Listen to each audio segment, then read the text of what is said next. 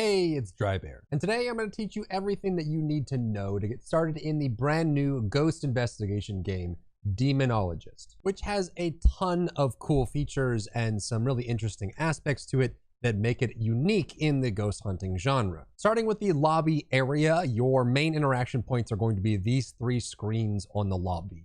As of the making of this video, this is the setup for this here.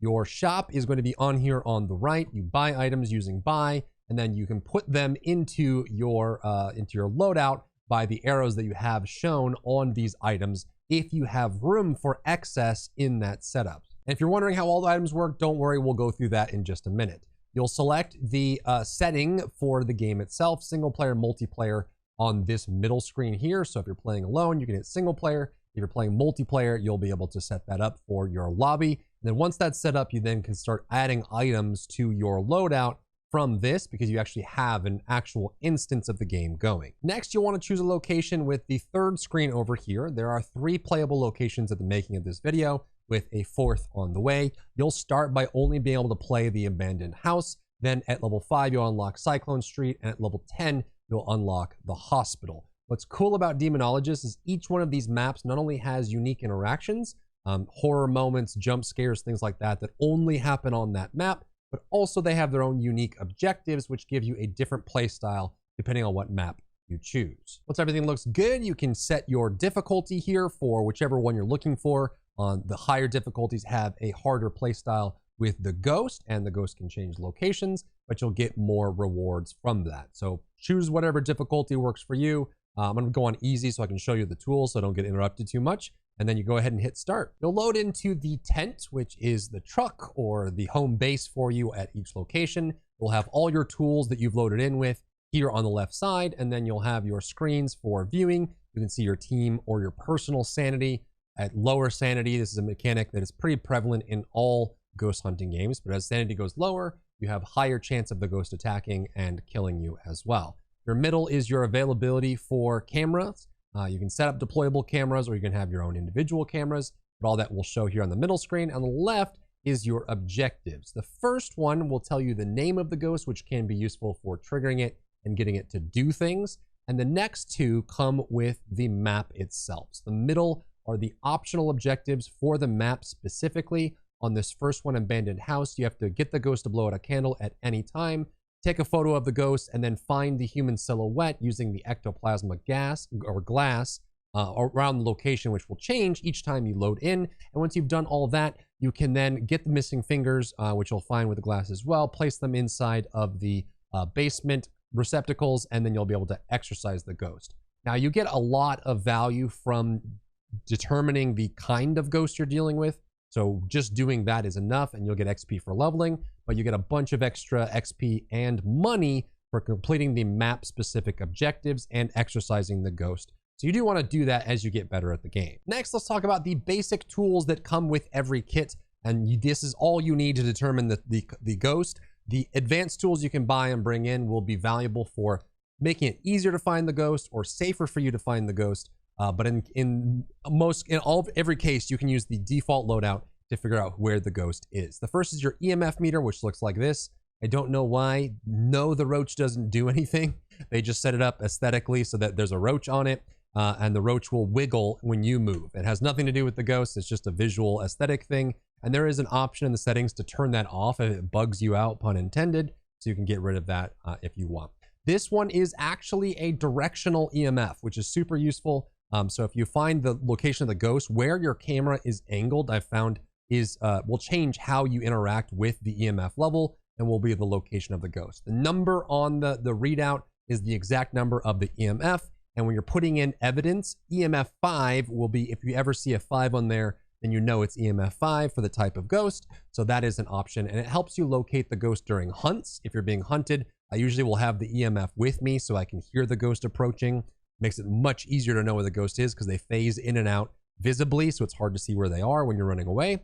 And it's also useful for seeing ghost activity. If they touch something or do something, you'll be able to point it at that and see if there's EMF activity. So G is your button to drop loot or items when you have them. That is your EMF reader. Next is going to be your ectoplasma glass. I keep saying gas.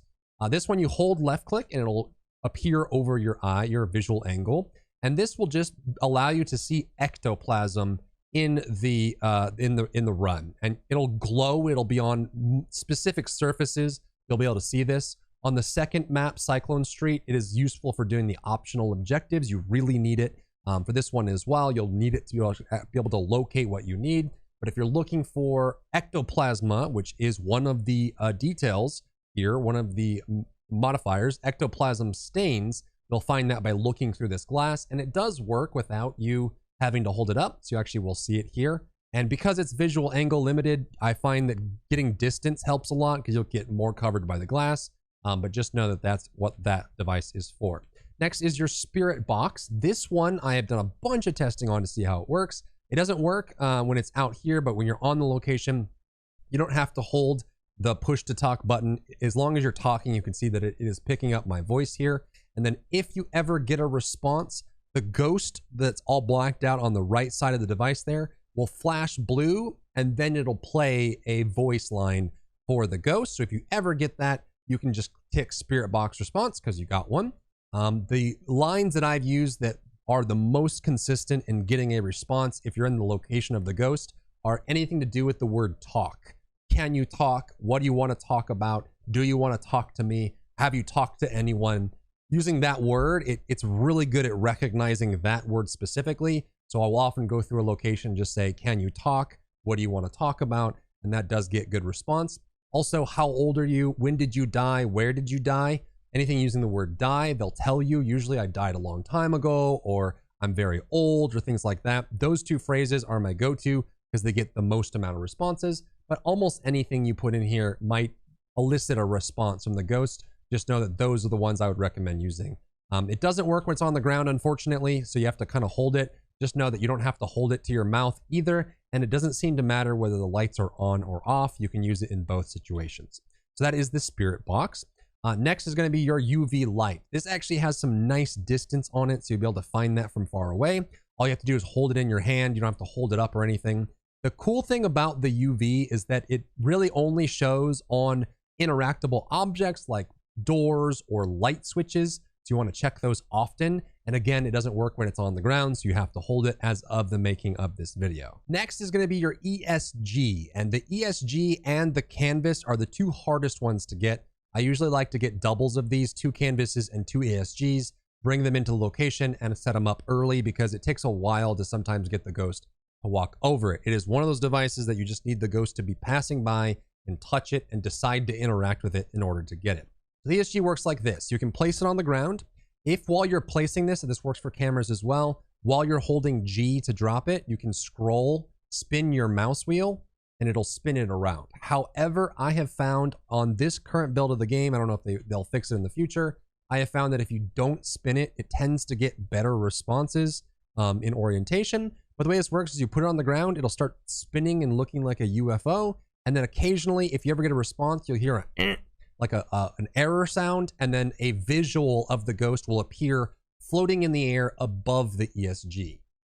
If you ever get a ghost to spawn on you and try to jump scare you or charge you, that isn't the ESG response. I've gotten false ones on that. It'll just go, and then you'll see the visual of the ghost, what the ghost looks like, appear floating above the ESG, and then it's gone. I'm hoping in future patches they make that duration longer because it's easy to miss. It's very fast, but that is the ESG response. And lastly is the easel. Same thing. You can hold G and scroll it to spin it if you want.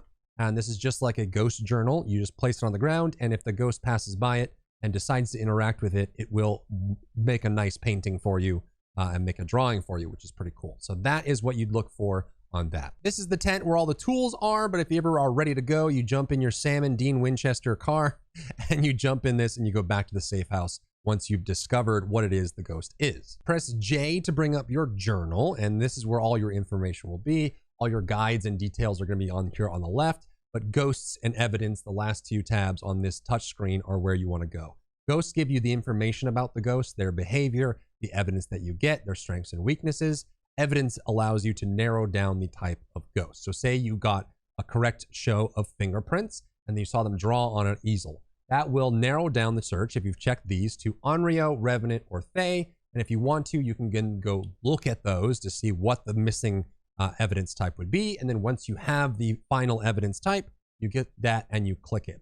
It'll give you a warning because you can only do this once. You can't change your answer as the making of this video, whereas the build as is.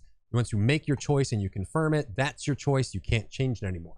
But once you've selected the ghost, you then unlock the optional objectives. These optional objectives cannot be done until you select the ghost type. So once you are confident in your choice, you select the ghost type, you can then do these optional objectives. And these are different per map. So based on the map, you'll have a list of objectives you can find here.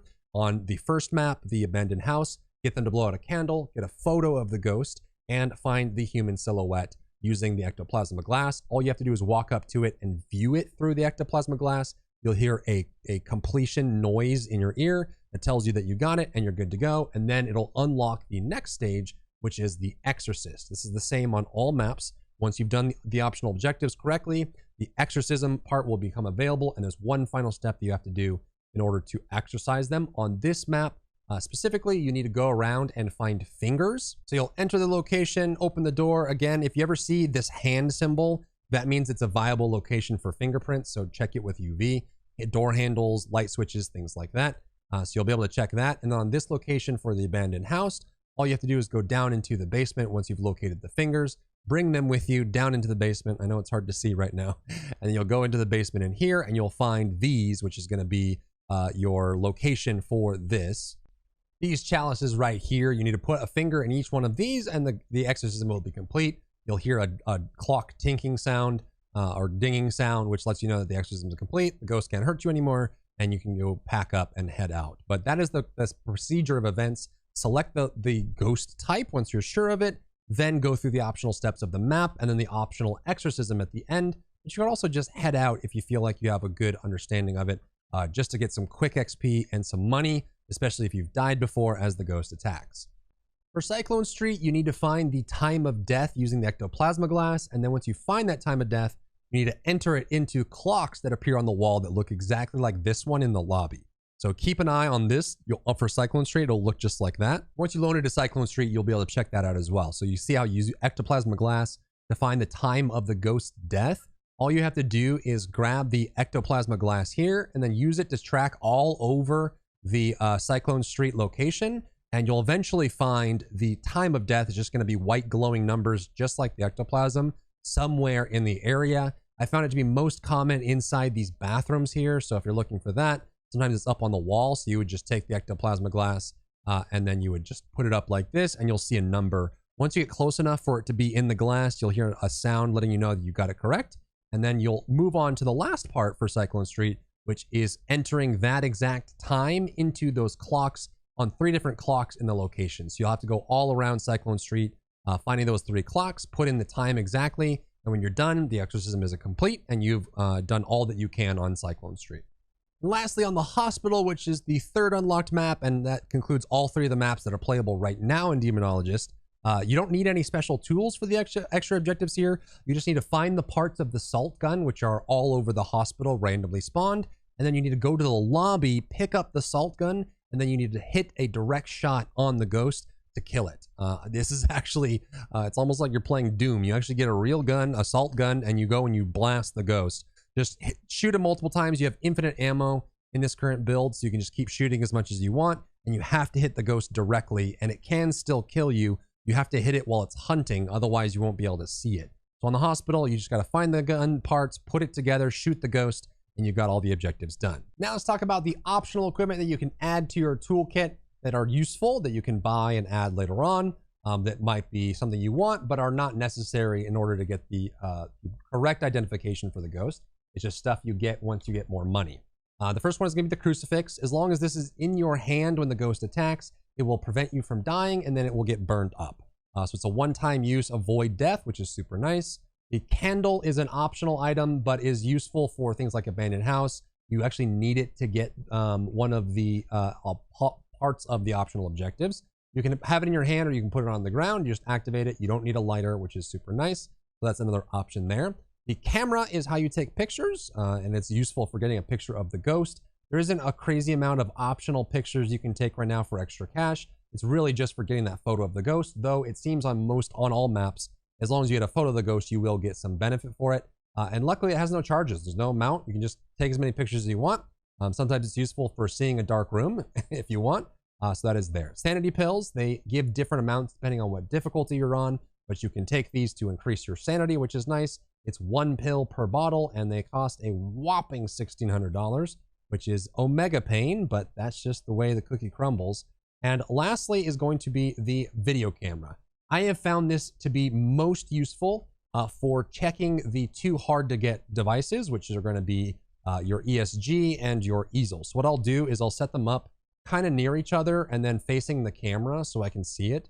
And then I'll take this video camera and I'll place it facing the direction of the items. And then we'll just kind of go in here and watch. And then usually once you have the camera source, it needs to be on the site to be active. But then I'll just watch those 2, and you can actually see when the portrait gets painted on the easel, and you can see when the ghost appears above the ESG to get that evidence type. But you can sit in the tent, which has a drastically lower drain on your sanity while you're waiting for these 2 to pop up and give evidence, which is pretty cool. Some quick tips on playing the game itself. I would recommend leaving doors open because you'll hear them when they close. Keep in mind that when you have too many lights on, the new lights have an increased chance to break. Every light has a chance to break when you turn it on and off, especially on the higher difficulties, though on easy it's very rare. However, if you have 4 or 5 lights on, the next light you turn on has a very high chance of breaking. So as you go through the location, you do want to turn the lights off as you kind of progress through, but be near the lights because it lowers your sanity drain. There are unique interactions all over every map. This door can be opened by the ghost. You can hear the ghost moving around. There's jump scares that pop up in specific locations. And there are cursed items that you can find as well, like a Ouija board or a tarot cards or a voodoo doll, which you can interact with. Keep in mind, this will lower your sanity dramatically in order to actually use them. You do have to say goodbye to avoid getting a hunt with the Ouija board once you actually go and use it, and keep that in mind as well. But it's kind of cool. I think it makes the new maps super fun in this game because you will get unique interactions for every map that only happen on that map. So when you unlock a new one, it's like getting all these new, fun ways to play the game that wouldn't happen on any other map, which I think is pretty fun. Keep in mind that some areas are better than others for evidence type. Sometimes you'll get ghosts, like this is the starter map, like in here, and there actually isn't very many locations for ectoplasm in this exact spot, or maybe they'll be too far from a light switch or a door handle to give fingerprints, so keep that in mind. It's going to be sometimes hard to get that evidence type if they're away from that. The fingerprints always appear if you get this icon, which means if it's an interaction point for you, it's an interaction point for the ghost. So that's where fingerprints will show up if you have a UV. And then ectoplasm has very specific locations that it can appear. If you don't see it, then you'll be stuck trying to get that. You can see the light just popped up there. Another cool thing is each map has unique secret areas that you can gain access to if you know how. So let's go through each of those now. Starting with the abandoned house, note that your voice is always active. Ghosts can hear you. There's also really cool things you can do with that. In the very end hallway here, when you come to this final room, there is a secret room that's blocked off here at first, but if you use the name of the owner, which is listed right there on the box, you can say the word Victoria and let it register, which will move that. You can go into the secret room. When you go up to these paintings here, a roach will come out. And once that's done, should move back, which gives you more access to this other room. Take note of the name Anger here on this painting, because sometimes when you come back here to this room, you can get trapped in, and unless you know that name, you can't get back out. You can see how there's like really cool interactions that are unique to the map that are just kind of super spooky. Usually if you see words like this that are lit up, it means that there is a unique interaction or a secret area. This one, you just say the word dream, and then it'll open the door for you. And again, you can get trapped in here. You have to remember the name Anger in order to get that. And I'll leave you to explore this room as you get it. But that is the secret area for the abandoned house. For Cyclone Street, there's a few unique scares that are in the house specifically. And then there's a secret room that you can gain access to as well. Upstairs in the bedroom, you can go to the bathroom. When you come in here, you can see that you have this mirror in here, which is super nice. And it reads on top of it, Bloody Mary. If you say that 3 times, you'll get a cool visual. Bloody Mary, Bloody Mary, Bloody Mary. And then I usually just wait, let it register. Once that's done, you'll see it pop up and you'll get this cool light change with the blood on top of it. There's one unique interaction there. There's also one here in the hall. You see this, it says smile, and it goes boop, and it blinds you there. There's also a neighbor that sometimes pops up and says hello on the other side, and you'll have all kinds of interactions there. And let's go look at the secret room downstairs. Come downstairs, there are two rooms. The bedroom on the left, which is the old bedroom if you use the Waluigi board.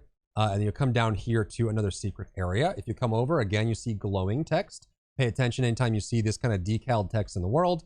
But again, you come to this bookcase and you say limbo, and the bookcase should respond and go backwards, leading into this new area, which is super nice.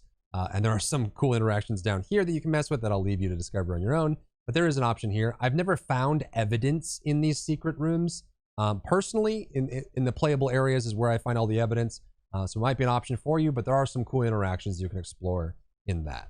Then for the hospital, I don't believe I've found them all yet. So if you know the secrets on the hospital, go ahead and comment down below and let people know, because I don't think I've found them all. There's a few that you can find very easily as you progress through. Like right before you go upstairs, there's this spot here with the words on the wall. Pay attention when you see little words on the wall, and then say those words out loud for a fun little interaction. But yeah, there's just a couple of those where you see the words, just say them out and you'll get some cool interactions there. And again, if there's anyone that has found extra on the hospital, that is it. So look for those, respond to those, and play around with them. It's pretty cool how they ended up doing this. This is a voodoo doll here, so you can actually activate this. And then get the ghost to do something or get a hunt. And if you get hunted, note that you can outrun most ghosts. There's a couple that you can't, but you can outrun them. Just be sure to look behind you and watch where they are. They will blink out of existence and come back in. So you can find loops where you can actually loot them, or if there's enough area, you can go around. There's a couple ghosts you can't, and there's even some that they slow down the closer they get to you, which is a big tell, which will tell you exactly which ghost it is when you're getting hunted. And that's Demonologist. If you got value out of the video, leave me a like. It's super appreciated. And also pop by my live stream. I'm live every day if you want to come hang out, ask questions, or play games. If you enjoyed yourself today, leave a like down below. You can support me and my work on Patreon and view Patreon exclusive content, link in the description. Thank you so much for tuning in, and I'll see you in the next one.